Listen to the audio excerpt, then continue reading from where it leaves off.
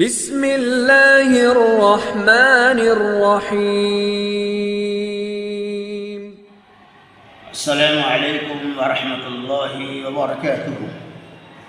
الحمد للہ وکفی وسلام علی عباده الذین اصطفى، اما بعد۔ اعوذ باللہ من الشیطان الرجیم، بسم اللہ الرحمن الرحیم۔ وَجِيءَ يَوْمَئِذٍ بِجَهَنَّمَ يَوْمَئِذٍ يَتَذَكَّرُ الْإِنسَانُ وَأَنَّى لَهُ الذِّكْرَىٰ۔ اللہ تبارک و تعالی نے ارشاد فرمایا،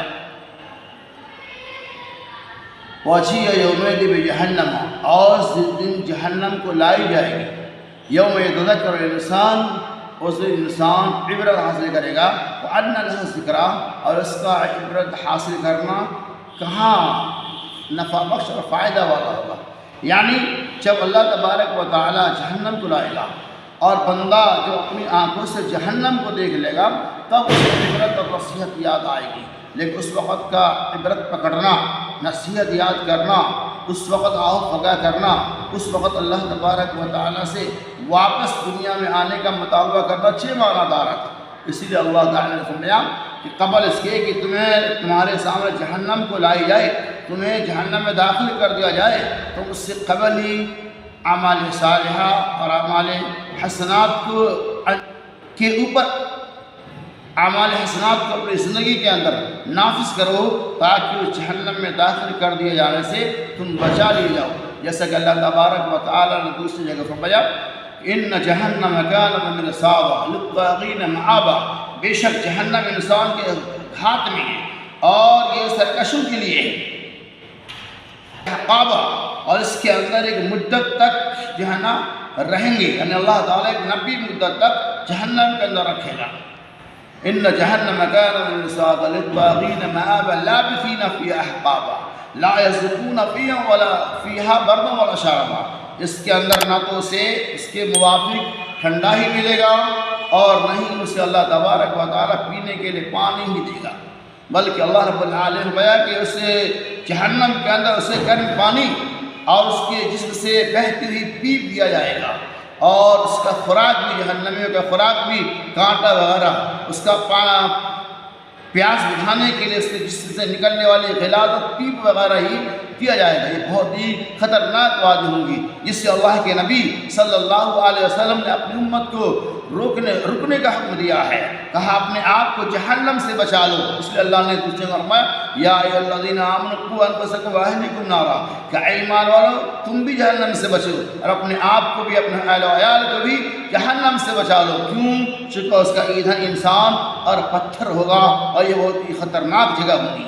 اللہ رب العالمین نے، اللہ کے نبی صلی اللہ علیہ وسلم نے ارشاد فرمایا کہ جہنم اتنی خطرناک ہے کہ اللہ تبارک و تعالیٰ اسے 70,000 لگام دے چکا ہے۔ جیسا کہ حدیث مسلم شریف کے اندر روایت آئی ہے کہ اللہ تبارک و تعالیٰ کا عرش جب میدان محشر میں لایا جائے گا اور اللہ تبارک و تعالیٰ فرشتوں کو حکم دے گا، جاؤ جہنم کو لے کر آؤ، فرشتے وہاں جائیں گے۔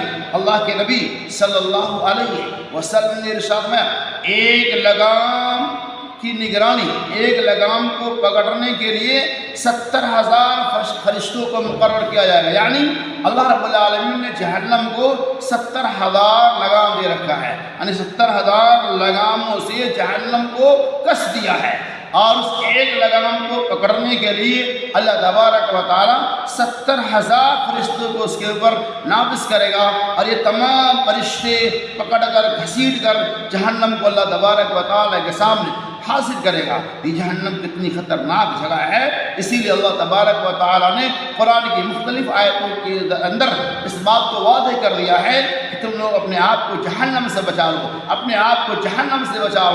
یہ بہت ہی بری جگہ ہے، یہ بہت ہی برا ٹھکانہ ہے، جیسے کہ اللہ رب العالمین نے آگے سورہ نبا کے اندر ارشاد فرمایا، اس دن انسان کو اللہ تبارک و تعالیٰ یاد دلائے گا، وَأَمَّا مَنْ طَغَىٰ وَآثَرَ الْحَيَاةَ الدُّنْيَا فَإِنَّ الْجَحِيمَ هِيَ الْمَأْوَىٰ، کہ جس نے دنیاوی زندگی کو ترجیح دیا، جو اپنے خواہشات نفس کی اتباع پیروی کرتا رہا، اللہ تبارک و تعالیٰ نے فرمایا فَإِنَّ الْجَحِيمَ هِيَ الْمَأْوَىٰ، ایسے لوگوں کا ٹھکانہ جہنم ہے۔